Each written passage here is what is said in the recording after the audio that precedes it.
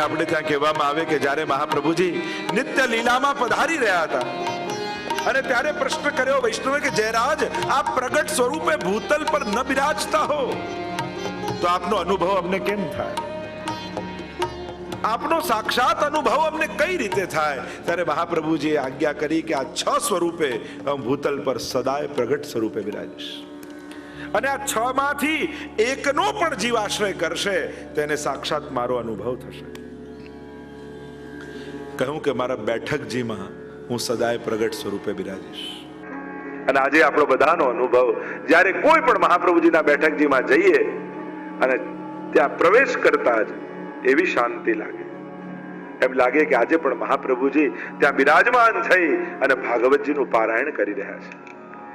અને ધ્યાનથી બેસશો, સર્વોત્તમજીનો પાઠ કરીને સન્મુખ બેસશો તો મહાપ્રભુજી એક એક શ્લોકો બોલતા હોય ને સંભળાશે. બેઠકજીમાં ખાલી દોડા દોડ નહીં કરવી, બસ ઝારી ભરી લો, ઝારી ભરી લો, ઝારી ભરી લો ના. શ્રી મહાપ્રભુજી ત્યાં પારાયણ કરી રહ્યા છે, એમને વિક્ષેપ ન પડે એવી સાવધાની રાખે. જો આપણે ત્યાં અમુક ભંગ એ અપરાધ કયા છે, એકાંત ભંગ, ભોજન ભંગ, ભજન ભંગ, તો આ બધા ભંગ નહીં કરવા. ત્યાં મહાપ્રભુજી ગામની બહાર રહ પ્રિય, મહાપ્રભુજીને એકાંત પ્રિય છે અને એટલા માટે બેઠકજીમાં જાઓ ત્યારે સાવધાની રાખજો કે મહાપ્રભુજીનો એકાંત ભંગ ન કરી દઈએ. બને ત્યારે બેઠકજીમાં જાઓ તો બને એટલું મૌન રાખો, બોલવું નહીં. મહાપ્રભુજીને બહુ અવાજ નથી ગમતો, મહાપ્રભુજીને એકાંત ગમે છે અને એટલા માટે મહાપ્રભુજી એટલે નગરની બહાર તલાવ હોય, વૃક્ષ હોય ત્યાં જ પ્રાય બેઠકજી છે. એટલે બહુ સાવધાની રાખવી. મહાપ્રભુજી જ્યારે સ્વયં ભાગવતજીનું અહર્નિશ ત્યાં પારાયણ કરી રહ્યા હોય તો ત્યાં આપણાથી કોઈ લૌકિક શબ્દનો ઉચ્ચાર ન થાય. અને એમાં પણ મહાપ્રભુજીના ચોતરાજીની નિકટ તમે હો ત્યારે ઝારી ભરવાની ઉતાવળમાં ક્યાંક મહાપ્રભુને શ્રમ ના આપી દે એની સાવધાની રાખવી. કારણ કે ત્યાં એટલું મહત્વનું, પુષ્ટિ માર્ગમાં કઈ ધરવું ભરવું આ બધું બહુ મહત્વનું નથી. મહત્વનું છે તત્સુખ. જેની સન્મુખ ગયા છો એને જો સુખ આપીને આવો તો માનજો કે સેવા કરી, પણ એને શ્રમ કે વિક્ષેપ કાપો તો એ સેવા ન કહેવાય. એ પછી ભલે આરોગાઈને યા ઝારી ભરીને ગમે તે વિધિ વિધાન કર્યા બધું બરાબર, સુખ આપ્યું કે નહીં મહત્વનું એ છે. એટલે સૌથી પહેલી વાત એકાંત ભંગ નહીં કરવો બેઠક છે. ત્યાં સાક્ષાત શ્રી મહાપ્રભુજી બિરાજમાન છે. આ મહાપ્રભુજીના વચનો છે, મારા બેઠકજી એ મારું સ્વરૂપ છે. આ 84 કુંજોનો ભાવ છે આપણે ત્યાં તો શ્રી વલ્લભની કુંજો છે. બીજું સ્વરૂપ કયું, મારા ગ્રંથોમાં હું બિરાજુ છું. એટલે નિત્ય વૈષ્ણવે એક મહાપ્રભુજી રચિત પાઠ અવશ્ય કરવો. આ મહાપ્રભુજીના ગ્રંથોનો આશ્રય છે. રોજ બહુ ઉતાવળ હોય તો ચતુશ્લોકી કરી લો, 4 શ્લોક તો થાય ને, પણ મહાપ્રભુની વાણીનો આશ્રય તો કર્યો. કારણ કે મહાપ્રભુજીની વાણી પણ વલ્લભ રૂપ છે, એ ગ્રંથો પણ શ્રી વલ્લભ રૂપ છે અને એટલા માટે સાવધાન રહેવું નિત્ય. એટલે જ તો આપણે જ્યાં જયારે સ્તોત્ર પૂરો થાય, પાઠ પૂરો થાય, ઇતિ શ્રીમદ વલ્લભાચાર્ય વિરચિતમ યમનાષ્ટોક સ્તોત્ર સંપૂર્ણમ એ બોલીએ ત્યારે પૂરું થાય એમ કહીએ છીએ. અને એટલા માટે એ બોલવું, કારણ શ્રી મહાપ્રભુજી રચિત છે. એમાં પ્રધાનતા શું છે? વદતિ વલ્લભ શ્રી હરે, વદતિ વલ્લભ, સાક્ષાત પ્રભુના મુખારવિંદ રૂપ મહાપ્રભુજી છે અને એ કહી રહ્યા છે, મહત્તા એની છે. ત્રીજું સ્વરૂપ કહ્યું, માલાજીમાં મારું સ્વરૂપ છે. ચોથું કહ્યું, મારા પાદુકાજીમાં મારું સ્વરૂપ છે. શ્યામદાસ સુથાર પર કેવી કૃપા કરી મહાપ્રભુજી, એવી આસક્તિ વલ્લભના સ્વરૂપમાં થઈ હતી, જોયા વગર ન રહી શકે અને એટલા માટે પાદુકાજી પધરાવી દીધા. આજે ઘણી જગ્યાએ પાદુકાજી એ વલ્લભનું સ્વરૂપ છે. ગુસાઈજીના, મહાપ્રભુજીના, ગોકુલનાથજીના પાદુકાજી બિરાજતા હોય છે. ચોથું કહ્યું, મારા હસ્તાક્ષરમાં મારું સ્વરૂપ છે. પાંચમું, એમ 6 સ્વરૂપની જે ચર્ચા છે એમાં છઠ્ઠું સ્વરૂપ કહ્યું, મારા વંશમાં હું બિરાજમાન છું. વલ્લભના વંશમાં વલ્લભ બિરાજમાન છે. અને એટલા માટે જ્યારે વલ્લભ માનીને વંદન કરો છો, ત્યારે એ આશીર્વાદ પછી અમારા નથી લાગતા, પછી અમારા માધ્યમથી મહાપ્રભુજી જ તમને આશીર્વાદ આપે છે. પછી એવો જ ભાવ રાખો. સાધારણ લૌકિક દ્રષ્ટિએ જોઈએ આપણને લાગે કે જેમ મનુષ્ય જેવું મનુષ્ય સ્વરૂપ છે. જેમ કોઈ દુકાનમાં તમે જાઓ ને કોઈ મારી પાસે કાગળનો ટુકડો છે, એના બદલામાં તું મને શું આપીશ? કાગળના ટુકડા બદલામાં કઈ ના મળે. પણ તમે 1000ની નોટ કાઢીને આપો, પછી કે અચ્છા આ કાગળ અને ગવર્મેન્ટનો 1000નો સિક્કો એના ઉપર જુએ તો 1000માં જે આવે એ બધું આપે. એમ જ કેવલ લૌકિક દેહથી જોશો તો સાધારણ વ્યક્તિ લાગશે, પણ મહાપ્રભુજીએ મારેલો સિક્કો જોશો કે સ્વવંશે સ્થાપિતા શેષ સ્વમહાત્મ્ય સ્મયાપહ, તો જે ફળ મહાપ્રભુજી આપી શકે છે એ જ એમનું વંશ પણ આપી શકે છે. કારણ શ્રી મહાપ્રભુજીનો આ સિક્કો જુઓ છો, શ્રી વલ્લભને રૂપ તમે જુઓ છો. અને એટલા માટે શ્રી ગુસાઈજી ને મહાપ્રભુજીમાં કોઈ ભેદ નથી. તો ગુસાઈજીના સ્વરૂપોની ચર્ચા કરવી છે ત્યારે 5 પ્રકારના સ્વરૂપની ચર્ચા કરી શકાય. ગુસાઈજીના 5 રૂપે શ્રી વલ્લભ શ્રી ગુસાઈજીનું સ્વરૂપ પ્રસિદ્ધ છે. પહેલું સ્વરૂપ જે જગતમાં સાધારણ લોકો છે, જે વૈષ્ણવ ઇતર લોકો છે, એ કોઈ એક શ્રેષ્ઠ આચાર્ય રૂપે જુએ છે, શ્રેષ્ઠ ગુરુ રૂપે જુએ છે, મનુષ્ય રૂપે જુએ છે, શ્રેષ્ઠ બ્રાહ્મણ કુળમાં પ્રગટેલા એક દિવ્ય આચાર્ય રૂપે એમનું અવલોકન કરે. આ પહેલું સ્વરૂપ.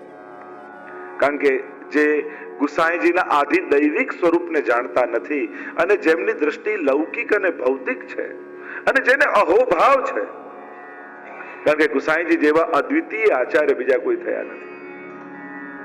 એવો આચાર્ય જે ગીત સંગીત સાગર પણ હોય, જે પરમ વિદ્વાન હોય સંસ્કૃતના, જે સર્વ કલાઓથી નિપુણ હોય, એ પાક કલા હોય, ઘોડેસવાર હોય, સંગીત કલા હોય, ચિત્રકલા હોય, એવા આચાર્ય અને સમસ્ત કલાઓને જેમણે ઠાકોરજી નિમિત્ત વિનિયોગ કરાવ્યો, એટલે આવા મહાન આચાર્ય આજ સુધી થયા નથી. અને એટલા માટે કેવલ પુષ્ટિ માર્ગે નહીં, સ્વયં સ્વામિનારાયણ સંપ્રદાયની શિક્ષાપત્રીમાં પણ ત્યાં સહજાનંદ સ્વામી ઉલ્લેખ કરે છે કે વૈષ્ણવોના રાજા એવા ગુસાઈજીએ જે વ્રત ઉત્સવ નિયમ આપ્યા છે એ પાળવા. કારણ કે એ સમયે ગુસાઈજીનો એવો પ્રભાવ છે અને એ કેવલ પૂજન પદ્ધતિમાંથી કાઢી સેવા પદ્ધતિમાં બાપને બધાને જોડ્યા. એટલે બધો ઘણીવાર એમ ન થાય, એમ થાય કે જો આ ગુસાઈજી પ્રગટ ન થયા હોત, મહાપ્રભુજી પ્રગટ ન થયા હોત તો આપણે બધા શું કરતા હોત?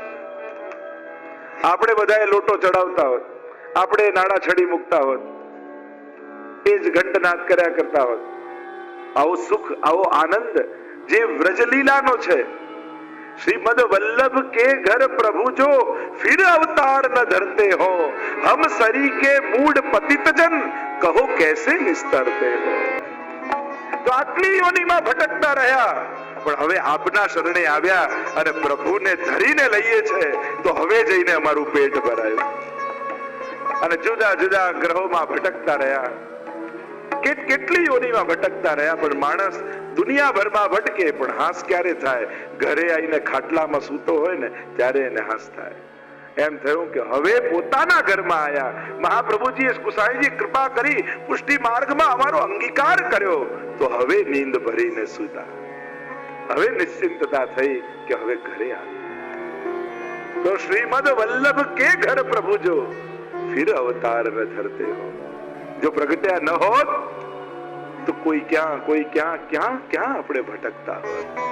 આ વ્રજલીલાનો આનંદ થોડી મળ્યો હોત. આ ઘરમાં રોજ મંગળા કરાવીને દર્શન ભયો સવેરો, હરિજુકો દર્શન ભયો સવેરો, એ લાલનના મુખારવિંદનો આનંદ ક્યાં લીધો હોત? એ પલ્લા ઝુલાવી, એ લાલનનો ઝુલાવાનો આનંદ ક્યાં મળ્યો હોત? રોજ એને જ્યારે સ્નાન કરાવીએ અને સુંદર સુંદર શૃંગાર વાગા ધરીએ, એ ગોપીજનો જેવો આનંદ ક્યાં મળ્યો હોત? આ તો ગુસાઈજી કૃપા કરી, રાગ ભોગ અને શૃંગાર દ્વારા આપણને એવું દિવ્ય સુખ આપ્યું છે જે મોટા મોટા દેવતાઓને પણ મળતું નથી. આ અધરામૃતની કણિકા લેવા બ્રહ્માજી માછલું બનીને આવ્યા તો ઠાકોરજી કહ્યું ચલો મારા પિતાંબરમાં હાથ પહોંચી દો. કોઈ હાથ ધોવા યમુનાજીમાં જતા નહીં, કણિકાએ ન મળી. અને એ કણિકા નિત્ય આપ લોકોને મળે છે. રોજ પ્રભુને ધરીને પ્રસાદી મિશ્રી લો છો. તમારાથી મોટું ભાગ્યશાળી બીજું કોણ છે? દેવતાઓ જેના માટે લાલાયિત રહે છે એને એ વસ્તુને તમારા માટે સુલભ મહાપ્રભુજી કરી દીધું છે, શ્રી ગુસાઈજીએ કરી દીધું છે.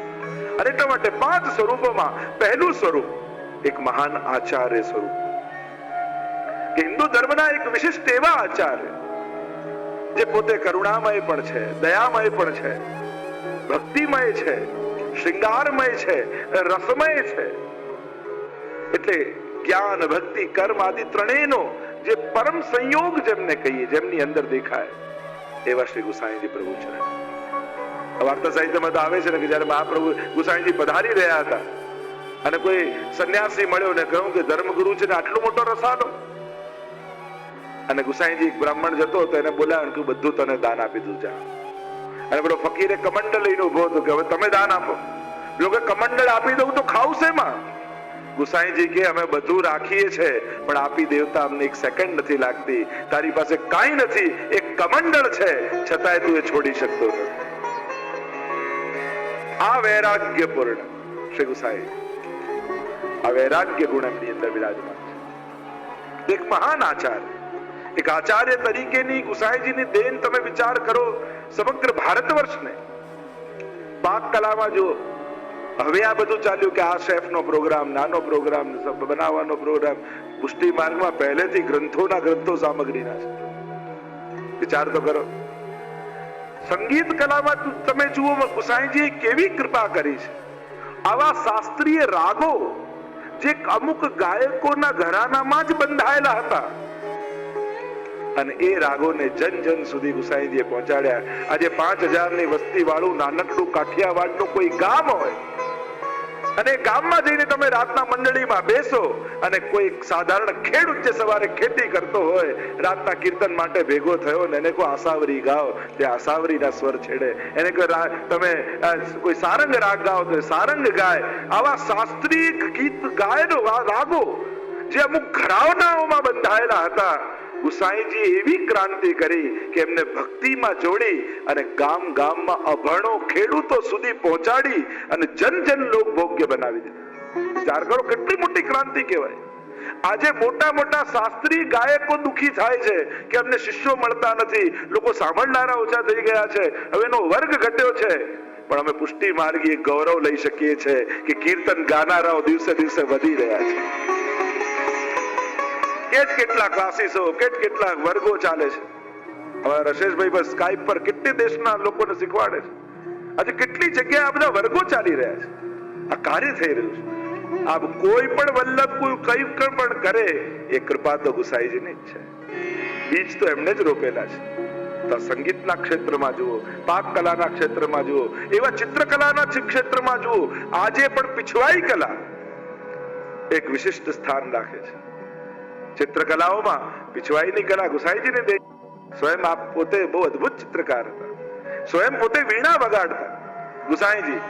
પણ એકવાર મહાપ્રભુજીએ જોયું તો ગુસાઈજીની આંગળીઓ વીણા વગાડવાથી છોલાઈ ગઈ. ત્યારે મહાપ્રભુજી કહ્યું, બાબા આ હસ્તથી આપણે નવનીતલાલને ગોદમાં લઈએ તો એમને શ્રમ પડે, તમારા હાથ કેવા વૃક્ષ થઈ ગયા છે. અને એ દિવસે ગુસાઈજીએ કહ્યું, અને જો ઠાકોરજીને શ્રમ પડતો હોય તો આજ પછી હું વીણા નહીં વગાડ. અશ્વસવારીમાં તમે જુઓ ગુસાઈજી તુરંગ ચાલે વાયુ વેગે ઉતાવળો, જાયમ નૌકા ચાલી સિંધુ તરવા. કનૈયા સાલ આદિ જે અશ્વ ભેટ દરિયા આદિની વાર્તાઓ પ્રસંગોમાં તમે જુઓ, એક એક આપના જો વિદ્વાન પ્રકાંડ કોણ, એક એક ગ્રંથો વિદ્વાન મંડળ આદિ અમુક ટીકાઓ ટિપ્પણી આદિ તમે જુઓ તો દરેક ક્ષેત્રમાં તમે ગુસાઈજી જોઈ લો. એ ભારત વર્ષના એક શ્રેષ્ઠ આચાર્ય રૂપે સ્થાપિત થયા. મંદિરો ગમે તેટલા કોઈએ બાંધ્યા હોય પણ ઘર ઘરને મંદિર બનાવવાનું કામ કર્યું હોય તે ગુસાઈજીએ કર્યું છે. કોઈને 5, 10, 50, હું તો હજી કહું, તમે વિચાર કરો, આપણે કહીએ 2 કરોડ વૈષ્ણવ દુનિયાભરમાં છે કે 2 થી 2.5 કરોડ, પણ વલ્લભકુલના આચાર્યો પ્રદેશ સક્રિય હોય કેવા 40-50 મેક્સિમમ, બાકી તો બધા વડીલ આચાર્ય. તો 50 આચાર્યો જો 2.5 કરોડ લોકોને વૈષ્ણવ બનાવી શકતા હોય તો વલ્લભકુલનો પરિશ્રમ વિચાર કરજો તમે. આ બધું ઘરે બેઠા નથી થયું. પોતાના ઘરને ત્યાગ કરી ગામડે ગામડે તમે ઉત્તરથી લઈને છેક કોચીન સુધી જાઓ, દ્વારકાથી લઈને છેક બંગાળમાં કલકત્તા સુધી જાઓ, ગામે ગામ અનેક હવેલીઓ તમને જોવા મળશે. આપણે એમ લાગે કોઈના 10 મંદિર બધે લોકો આ ધર્મ બહુ આગળ જતો રહ્યો. અરે પુષ્ટિ માર્ગનો વિચાર તો કરો. એક એક ગામમાં, મુંબઈમાં તમે જુઓ 50 હવેલી હશે, અમદાવાદમાં જુઓ 25 હવેલી હશે. એમ એક એક ગામનો વિચાર કરો તો કેટલી હવેલીઓ ખૂણે ખૂણે, ગામડે ગામડે, અને કોઈ પણ હવેલી વલ્લભકુલના ઠાકોરજી વગર તો નહીં થઈ હોય. ત્યાં પુષ્ટાયા તો વલ્લભકુલે જ હશે. તો એમને એમ તો થતું નથી. ઘણી વાર લોકોને ભ્રમણા હોય કે આપણા આચાર્યો વા સક્રિય નથી થતા, જેમ આમ થઈ.